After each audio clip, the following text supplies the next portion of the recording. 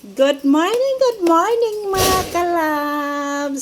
So, kakain tayo. May saging, kanin, and then ayang paksiw.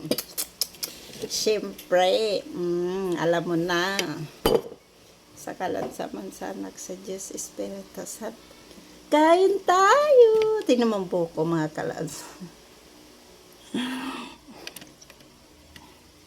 Diba?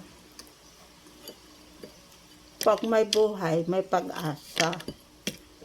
Kumusta naman kayo mga kalabs? Taga ko yung kumusta ito.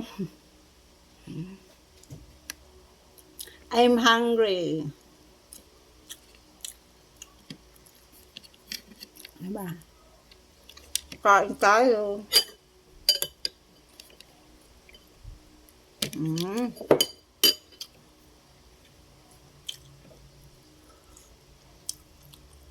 Sarap.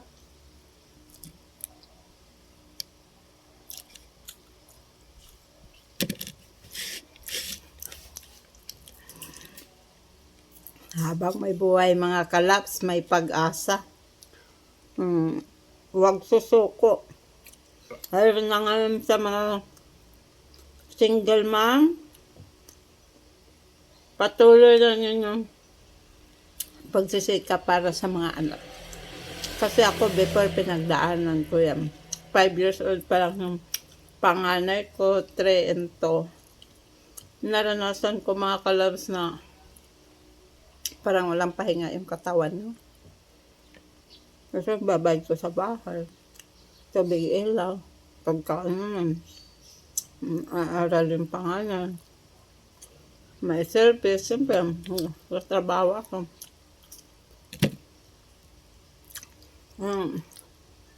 Mahirap. Saludo ako sa inyo.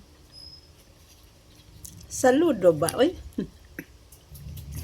Bilang single mother and then single father.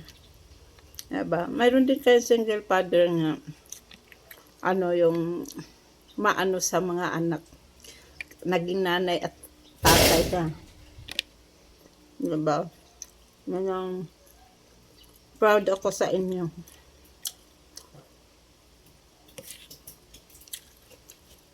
Na ngayon, siyempre, ang laki na ng mga anak ko.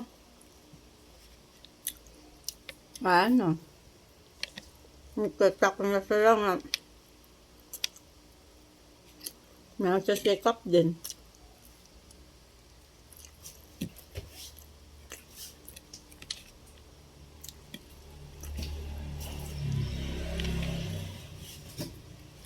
Patuloy lang ninyo, mga single mother. Huwag susuko. At talaga yung kayo magpe-pray ni Papa Jesus. Pag may time, magsisimba kayo, mag-ina o mag-ama.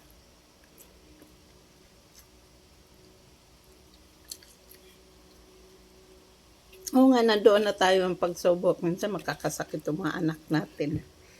Pero kapit lang, bira lang. Diba?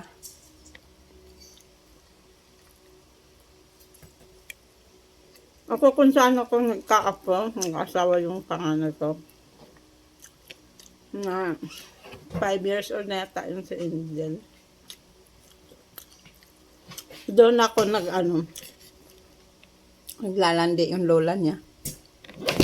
Doon kami nag-boyfriend ako. Tapos, nagkatuloyan kami yung asawa ko. Until now. 12 years na kami, magta 13 years na. I'm very strong kami. Vera. Kung may mga pagsubok man sa buhay, hindi mo naman maiwasan mga kalats. Strong lang. To be strong.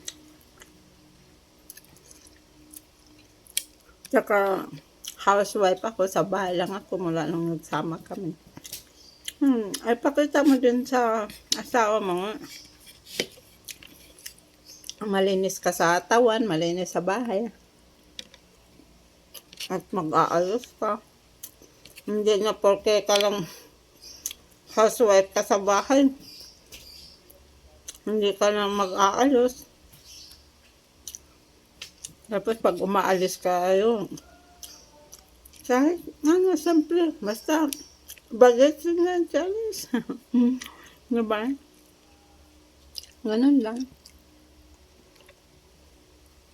Ganun yung routine ko sa buhay ko bilang asawa. Ayun lang. Basta happy lang. Happy kayong magkasama mag-asawa. Tapos, lagi mo siya kukumustahin. Kumusta ang pamilya niya. Ganyan ako mga kalab. Hindi ko yung sinasabi. Tumawag ka doon, nila mother, ni father, mga kapatid mo, kumusta sila. Sa kanya ako mag-ano. Tapos i-replyan, huwag ka mag-alala, tatawag ako. Ganun lang. Ay, nangalating ko sa buhay ko bilang asawa. Lagi ko pinapaalala sa kanya. May mga magulang ka, kapatid, tawagan mo sila.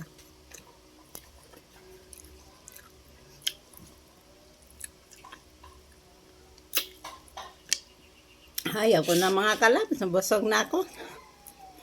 Maraming salamat mga kalabs. Thank you. I love you. Never say goodbye. Bera.